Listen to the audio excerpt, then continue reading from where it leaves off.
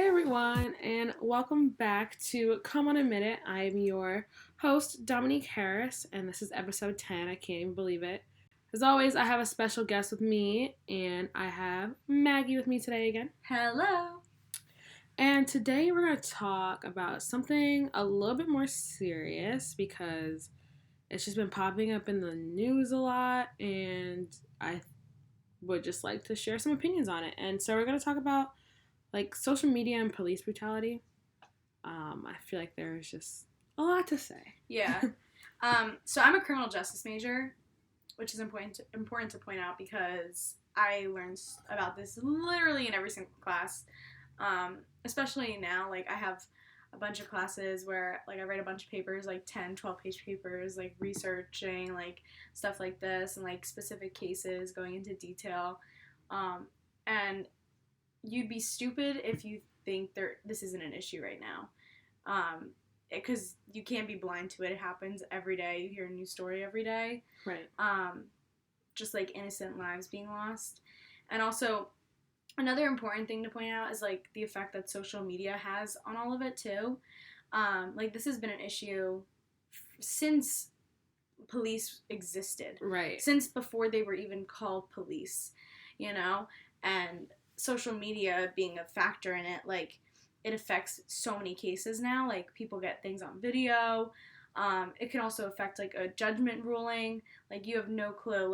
Social media is just such a big part of the evidence now. So it's important to talk about both aspects. I feel like there was a period of time where I would be like, oh my god, again. Yeah. Again. But it's not again. This has always been happening. It's just, it's being recorded now. Mm-hmm. We're just seeing it more. And Exactly. even though it is being recorded, still, sometimes nothing is being done. Just the other day with the Derek Chauvin trial. Yeah. Okay, he has been found guilty on all 3 charges. Yeah. As he should have. There's clear evidence. Yeah. He was on George Floyd's neck for 9 minutes. Yeah. There's witnesses begging him to get off of him. Yeah. George saying, I can't breathe. There's Yeah. clear evidence, and yet the country is sitting here waiting to see if this man is going to be found guilty, because that is what we are used to. Yeah. I was literally laying in my bed watching CNN, biting my nails because I was like, I actually do not know how this is going to go. Even though it's clear-cut evidence. His defense was terrible also. I mean, there's no defense in that case, so I get it, but... You really have to just pull... that's the thing with defense attorneys. They have to pull shit out of their ass. Which he did. He brought up aliens. What? What? Sir. No, yeah. You could have just not gone on stand. Yeah. There was actually, this kind of goes hand in hand. I mean, George Floyd was obviously, a big breaking point for the whole Black Lives Matter community, or just the Black community in general, or anyone that really cares about the situation that's going on. It was just a huge breaking point because it was just we've had enough. But there was a case that I recently did a research paper on, so I know a lot of information on it. But Eric Garner, that was in 2014, Staten Island. And his case was very similar because he was approached by police the same way George Floyd was, except obviously different circumstances. He was approached by police for selling or illegally selling loose cigarettes, and that was just on accusation, they didn't know. And he was like, no, I wasn't doing that. And then he immediately put him into a chokehold. And Eric Garner's like, I can't breathe. He said it 11 times, and he died. Just to preface, the chokehold was banned by the police department of New York in, I think, 1993, something like that. But this case happened in 2014, so it was an illegal maneuver, and he used that illegal maneuver to kill someone. And it was just a really bad situation, and it never got brought into trial, like many of these cases that we see. And it took the police department 5 years to fire the officer. I think his name was Pato Leo. And stuff like that only happens, because there's hard evidence and people get fed up with it. It was all recorded too. Yeah. Yeah. But it's also even though this stuff is recorded, you still have people who make excuses. I remember, I believe it was with Eric Garner, but we were talking about it in one of my classes, and I will actually never forget this because I got upset. I was actually like, what just came out of her mouth? This girl from West Virginia, yep, that was important to add, Yeah. goes, well, did you see how big he was? Why does that matter? He wasn't even, like, attack. No, if you watch the video, he wasn't even, like, going at him or anything. He was standing there. He was like, and then, like, the police, they tried to restrain him. He's like, no, like, trying to move his arms. He's never tried to throw a punch. He never tried to attack him in any way. No weapons, nothing, just died. I was just like, not her making an excuse, a terrible excuse. Yeah. Because I don't care what you were doing. It doesn't warrant the police. Well, there's certain situations. Yeah. But, and we'll get to that. But in that case, nothing warranted him. Yeah. Being killed. Like, it just makes no sense to me. And I will never understand how people justify it. Same thing with Breonna Taylor. Yeah. Oh, well, her boyfriend was a drug dealer. Okay. And don't you do coke on the weekends? Right. Do you want me to run into your house and Right. What does it matter? Yeah. And ex. Yeah. Her current boyfriend, if anyone's running up in my house, I will be pulling out my gun too. You guys are so pro, what is it, the Second Amendment? Yeah. So pro guns until it's something you don't agree with. Yeah. I just can't with this. No, exactly. Going back to the predicament we're in. Yeah, exactly. Going back to what she was saying about, like, it's important to also understand, like, when, like, it is proper to use deadly force, because obviously all of these cases are because it was used incorrectly, and it also helps you understand the case a little bit better. So, Tennessee v. Gardner was a case in 1985. This is actual factual. This is research we are using because we're taking this very seriously. Right. But under the Fourth Amendment in the U.S. Constitution, a police officer may use deadly force to prevent the escape of a fleeing suspect only if the officer has good faith belief that the suspect poses a significant threat of death or serious physical injury to the officer or others in the area or around him. Which is very interesting considering you have Kyle Rittenhouse, who's white. What do you have, an AK-47? Yeah. No, he had a AR-15. Right, one of those. Beyond deadly weapon you shouldn't have. Yeah. Definitely not licensed to carry it. Took it upon himself to go to a different state. Yeah. With the intentions of hurting people. And this man walks free. Yeah. You have people praising him. It makes no sense. Like, how... Or you have, what's his name? Dylan Roof. He was the one who, I believe, shot... If it's any school shooting, we all know what that is like. No, it was a school shooting. Like, it was, I believe he shot up a church in, I forget which state. Yeah. See, there's so many names, right. You know? There's too many. But what the cops do? Took him to get Burger King after. Right. Oh, okay. Yes, I remember that case. Yes. No, that's the thing, though. Like, it's a race issue. Like, right. That's what it goes down to. It is a race issue. It is in the criminal justice system. People are not seeing justice because they are black, because they are minority. And people who are white in the system, all right, you just walk free, babe. You just killed 12 people, that's fine. It's the excuse, like, oh, like, more white people are killed by black people. Okay, there are more white people in the U.S. That's not the point. Yeah. The point is minorities, black people, Spanish people, Asian people even, like, literally being killed for no reason. You know what's also really interesting?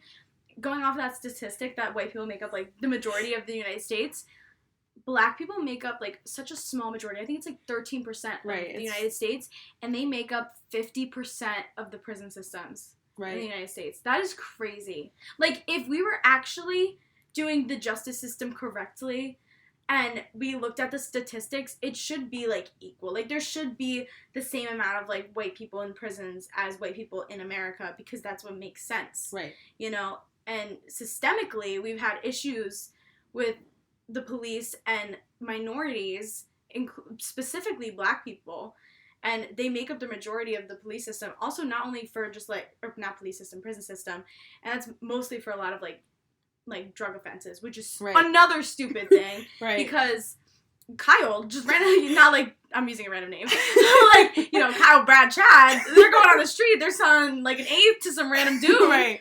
But then we have, like, another, like, just a black guy doing the same thing. He gets jailed for, or prison for, like, 7 years.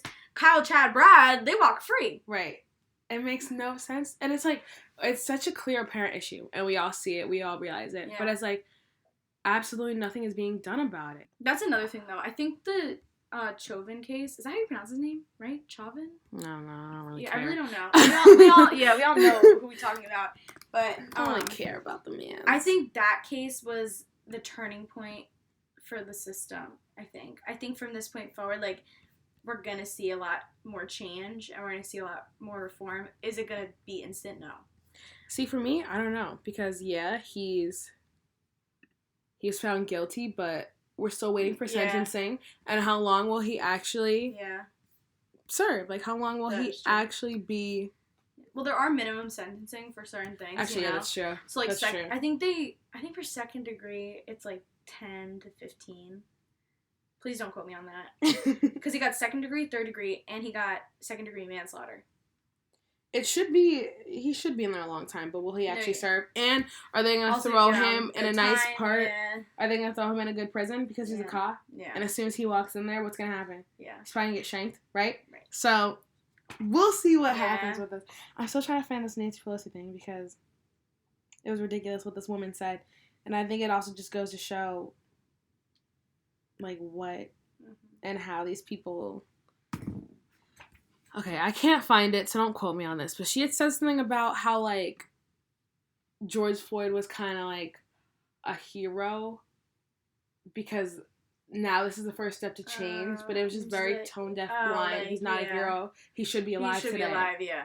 He didn't ask to give his life. Yeah. This isn't a Martin Luther King situation, something like that. Yeah. It was taken from him. Yeah. Like, literally straight murdered in the street. And, like, for her to say that... She could have worded that so much better. Like, just, I was like, who proved it? No, yeah, like, the idea... Who said yes? The idea of, like, this should hopefully provoke change in the system, that idea is right, but George Floyd being a hero, no. He was murdered. Right. And he was an innocent man. Exactly. Everyone's just so tone-deaf about the situation. Like, I understand, like, what people are trying to do. I think it was either, like, the LA Kings or... I think it was LA Kings, the hockey team. Mm-hmm. They posted, "I can breathe, sweetie." We get what you're trying to do, but no. Like, beyond tone deaf, and who approved that? Yeah. Who thought, yep, this is the one. Yeah. This is a good idea.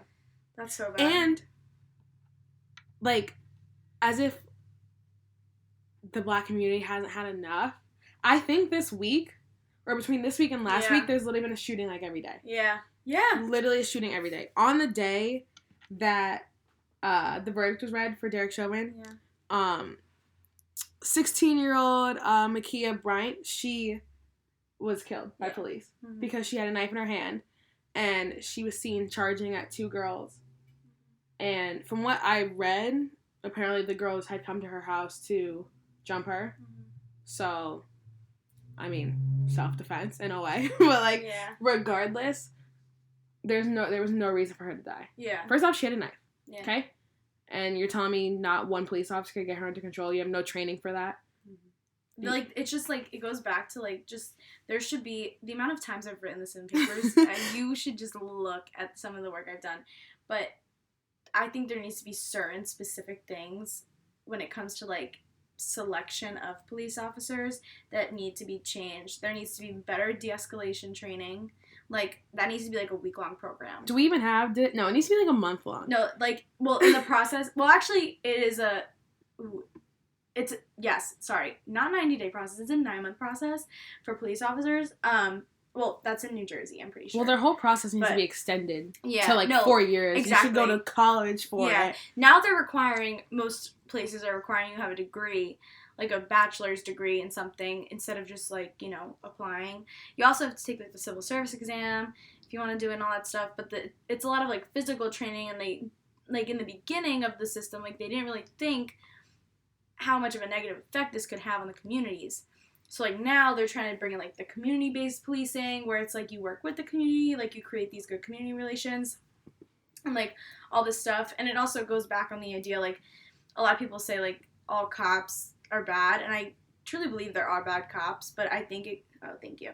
But they're, like, when you see, like, certain situations in the media, that perceives, like, the bad cops, you know, and I feel like it's a really touchy subject because it's so devastating what's happening, but there are cops that do like their job correctly.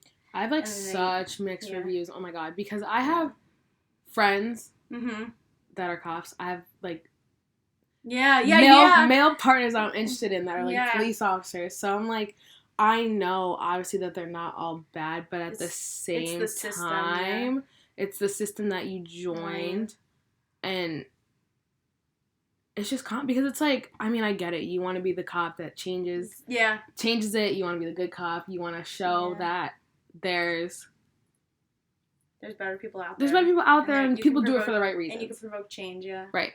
But at the same time, it's like, you know the system that you joined. Or at least you should know the system you joined. Yeah. You should know the history of where it came from and want to change the history and not just join it so you get a gun and you have, like, this ego about you. Yeah. Which I feel like some of them do. Yeah. But that's another sucky thing about it. You have to go through so many steps to get up to, like, a high level of policing. Like, you have to be, like, a rookie officer. Then you have to be, like, you have to serve, like, on the field. Like, you can't be a detective until you've served in the field for, like, 5 years.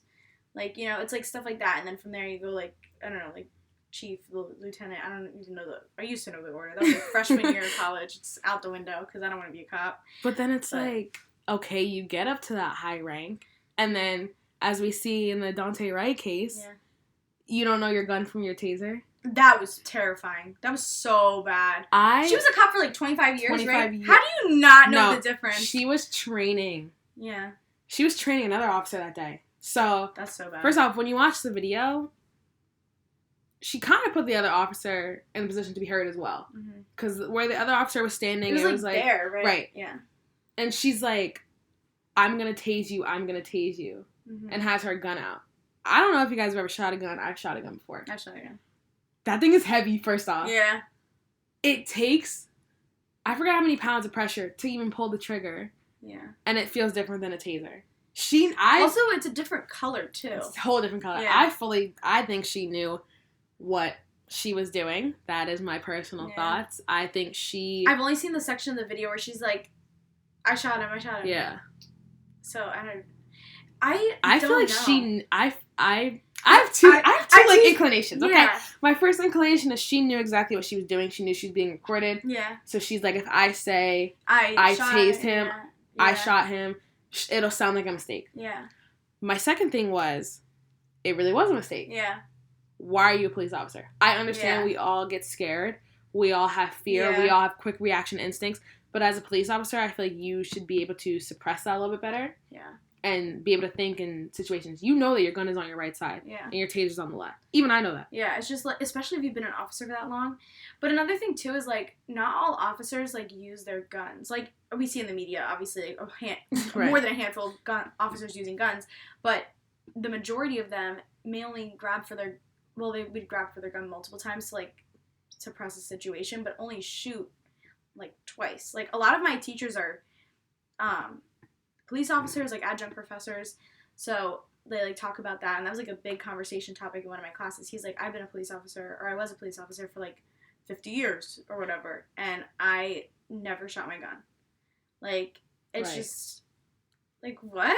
Like, I don't understand. Like, I understand, like, in certain situations, like in like big profile cases or like felony stuff, like where like, let's say you have robbery or like you know, like maybe, like, big drug stuff, not, like, small street stuff, where, like, you need, or if someone pulls a gun out on you and it's, like, they have a gun on you, you need to have a gun on them type thing.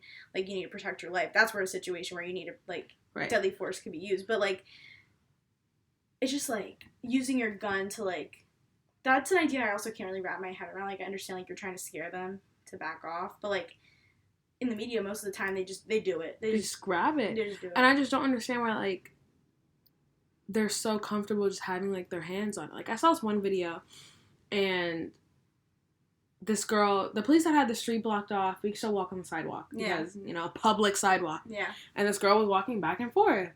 This police officer shines his flashlight in her face, walks up to her. Mm-hmm. Stops her, and he's like, what are you doing? You gotta get out of here. She's like, I'm literally walking back and forth. He has his gun. He has his hands on his gun. And she's like, why do you need your hands on your gun? Like, what am I doing? Yeah. It's a little girl. First off, so if you really did need to use force, I would hope you have enough training to be able to honestly take anyone down. Yeah. If you hit the certain pressure points or if you put your foot and your arm in the right spot, you could really take anyone down. Yeah. So I just don't understand why they're so comfortable with having, like, their hands on their guns. Like, it just shouldn't be your first instinct to grab that. Yeah. Especially when you see, like... And then you see other videos in the media of, like, white kids. Yeah. Who literally punching police officers. They never grab for their gun, ever. Have knives, have guns, going crazy. And I'm not saying at all should these kids be shot. That's not it. But it's just like, why is the reaction with them one thing, and the reaction with minorities is a different thing. And I understand, whatever, it's different police officers, but it seems to be happening in the same, like, places. Like, there's such an issue with where was George Floyd? Is that Minneapolis? Yes. Detroit? Minneapolis. I don't know where that is. I'm not sure where that is, but that's also where Dante Wright took place. Like, we have an issue with the police force there. Like, we need some reform, baby. Like, this is a problem. Straight problem. And it just reminds me, like, going back to, like, the training that they have, I feel like it's none, first off. But it reminded me when me and Kobe, we were on our way to taking the ACT test, and I got pulled over. Whatever. I'm making a left turn. The light had turned yellow, so I was making a left turn. And there was a car that was coming straight, but it looked like they were slowing down. And then they sped up. And then the car honked at me, and I was like, okay, whatever. And then next thing I know, I'm getting pulled over. And the officer was like, why'd you make that turn? And I was like, because the light was yellow. He was just being an asshole. And he was like, where are you headed? I was like, the ACT. He was like, what's that? I was like, did you not go to school? Yeah. I was like, baby, did you graduate high school? Oh, yeah. You don't know what the ACT is? And I know it's fairly new. Yeah. I did not graduate that long ago. Yeah. And he was not that old. Yeah. And I was like, did you not have to finish school? Yeah. No, I think also with, like, the interview process, I know there's, like, a psych evaluation, you know, like, you take the civil service exam, you go through the whole training thing, and there's already many components to it, but there needs to be so much more.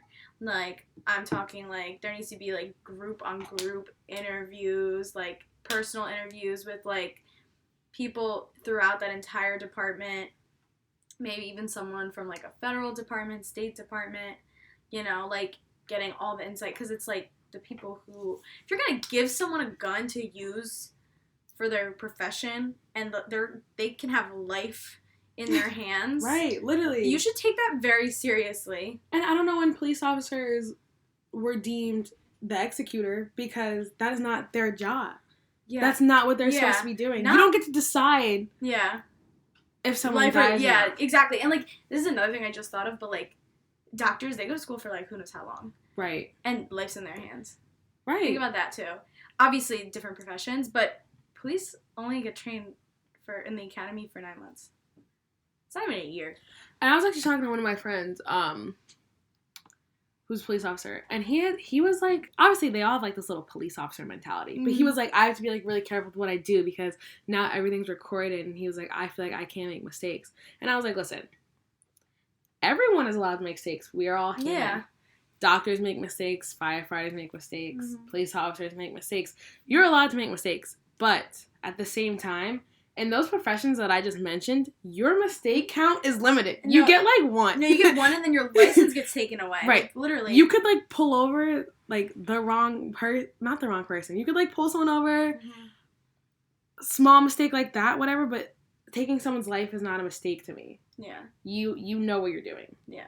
That's not a mistake to me. And you don't get to make a mistake like that. Also, like, what are you possibly doing that, like, you being recorded is an issue? Yeah. When I work at Garage in the mall, there's cameras. Yeah. I'm not mad that there's cameras recording me. I'm not doing anything wrong. Yeah, exactly. When he said that, I was like, what? The body cameras, too. Which they can turn off. Turn off. Like, that's another big thing. Like, why do you have to turn it off? Like, I don't understand. Like, what are you doing? Yeah, what are you doing? Like, that needs to be... I just feel like there's been a sense of, like, entitlement, and I can do whatever I want for so long that now they're like, what is this? Like, why am I being checked? Whatever. But at the same time, I feel like the purpose of the police, after being slave patrol, you know, slight reform, is to protect and serve the people. I don't serve a police officer. Yeah. So when they're like assholes to me and shit, I'm like, you don't get to do that just because you're a police officer. Yeah. You're there to serve me, technically. Yeah. You're supposed to be there to help me. Yeah. So that's like my issue with that. I just think there needs to be so much reform, and my like kind of breaking straw, like personally, was when the 13-year-old got killed. I believe it was last week. Yeah. 13. That's young. Like, really young. 13. Like, first, if you watch the video, because it's a video of everything. Yeah. He literally had both of his hands up. Nothing was in his hands. And he got shot. I guess apparently he was running. He had a gun. I don't know. Maybe he dropped the gun. Whether he had one or not, he shouldn't have died. 13 years old.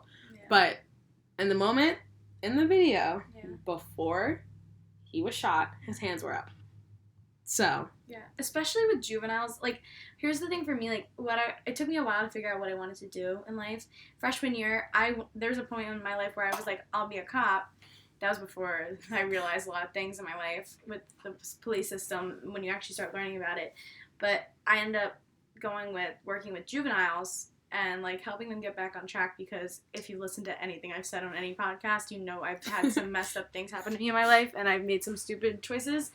But I want to, like, help prevent that for kids, and kids in the system do not have a good life after that. So it's just, like, especially if it's a juvenile, and, like, let's say he did have a gun. Let's say he was trying to use it or whatever. That is still not the way you should handle that situation.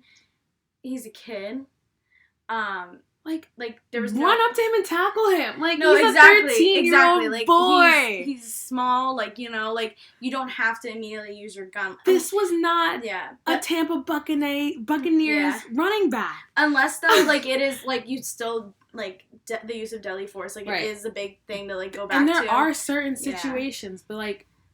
It's just like, no. If his hands are up, he has nothing in his hands, and he is not shooting at you, right? And he's not shooting at other people, then you have no right to just kill him.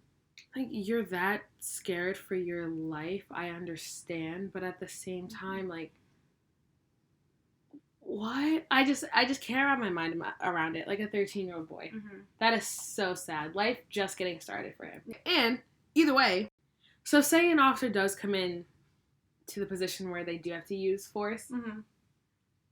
I understand, okay, there's shoot to kill, and that's probably if you have, like, hostage situations, whatever.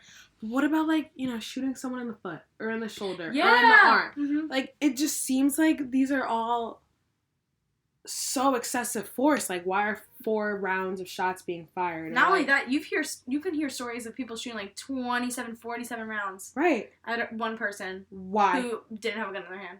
Why? Like, that's so excessive. Like, I'm sorry, but yeah, I'm gonna get knocked over from that one. Yeah, I actually saw a video. Deadly force was, like, justified. However, the way they went about it was so excessive. It was terrifying. It was like a police, like, what is it called? Not a speed chase. Oh, car chase? Car chase kind of. There's a word for it. I can't think of it. But pursuit? I have no clue. I'm at a loss for words. But they were, like, on this high speed chase. High speed chase with this, like, guy. I think he just didn't want to be pulled over or whatever. Literally, I watched the entire video in the class. It was like a 10-minute video of him just speeding, like, didn't care about other cars, just hitting them, whatever. He eventually, like, gets hit by a car, has to get out of the car. He has a gun, immediately starts shooting at police. And so the police get out, they start shooting at him, and after 1 shot or 2 shots that they hit, he was down. All the officers get out of the cars, they just start shooting at him. He's already dead. They just keep shooting at him. What? Like, I wish I knew the video name. I actually have the professor right now still, so maybe I can ask him for the video. But it was just, like, so, like... Like, are they bored? Do they all just want the one moment? And not only that, but after they were, like, celebrating and, like... They think they're doing I understand, something. like, I guess that, like, if celebrating, let's say, like, he was, like, a wanted criminal, and, like, you just caught him, and, like, you're like, yes, we just saved the community. But you just shot that man 50 times, and you're gonna celebrate that? That's scary. It's a cab for me. Besides, besides my friends and my men, but okay. I do think that, like, I get, like, there are times, like, the amount of times this year where I had to call the police because of my house, too, like, that's another thing, though, like, if there weren't police, there are so many situations I've been in where I was like, damn, like, who would I have called? Like, you know what I mean? Like, I guess certain situations you can use, like, the fire department, you know? But, like, when someone broke into my house, like, oh my God. Did they actually do anything? Because sometimes they don't do anything around here. No, yeah, they didn't do anything, and so it was, like, fine, but we still had to, like, report it multiple times. So many times. If you're out there, like, just just kidding. But, like, still, like, I think there's certain things that, like, they are needed for, which, I mean, it's true, like, that's why we have them, but it's just, like, the system is so corrupt, and there's so many issues with it. I just hope, like, actually, this time, there's, like, some reform with the whole system. Yeah. But it's not the same. It's, like... It's gonna take a while. I just stuttered on my words. The people that are in power and at the top, they never want to give up their power. So will we see change? You're gonna have to rewrite the whole... Yeah, like, freaking Constitution. I feel like once we're getting there. Yeah. But our generation, like, once we go into, like, those positions of power, I feel like we'll actually, like, see some change. Yeah, like, it's not gonna be something that's done overnight, but, like, it's the idea of, like, I think it starts with the people recognizing that it's an issue. Right. Which is, like, the current state that we're in. And then from there, you know, actually getting put into those positions of power where you can make that effective change. Right. And just not being a bystander. Like, I remember in one of my classes we were talking, and it was in, like, Martin Luther King's letter from Birmingham jail, I'm pretty sure. And he said that, like, the way he worded it was, like, the white moderator is worse than, like, the KKK. The KKK. Mm-hmm. Because, okay, we know where the KKK stands. Mm-hmm. We know their views, but, like, the white moderate, it's like, are you just being compliant? Like, are you an ally? Like, it just takes everyone to speak up and actually make change, for change to happen. Yeah, exactly. And that's the same thing with this case even today. Like, those words from, like, 1964, 65, whenever that was, still extremely relevant today. Yeah. So, I just hope that we actually see some sort of change. And, yeah, I just wanted to get my thoughts out about this topic because it's really been bothering me. I'm tired of seeing it in the news. Yeah, it's such a big topic, and as we started off, like, if you make yourself blind to it, like, you're just dumb. Right. You know? And as always, if you guys want to share your opinions, you can let me know at Come On A Minute Podcast on Instagram and Facebook. You can also just DM my personal account, which is Dom Velin. Let me know what you're feeling. If you want to share some thoughts, we could talk about it on the next episode. And yeah, hopefully you guys enjoyed, and I'll see you next time.